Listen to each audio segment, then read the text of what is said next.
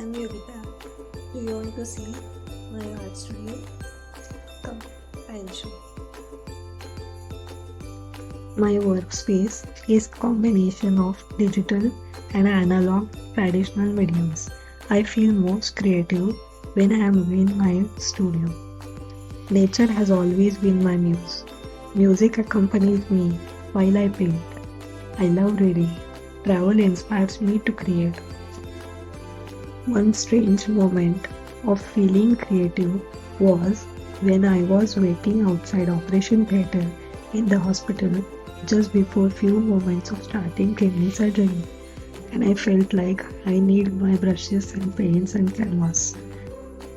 Creativity can strike at any hour of the day, any moment, anywhere, even when you are ready or not. So just keep creating. Happy Creativity Day.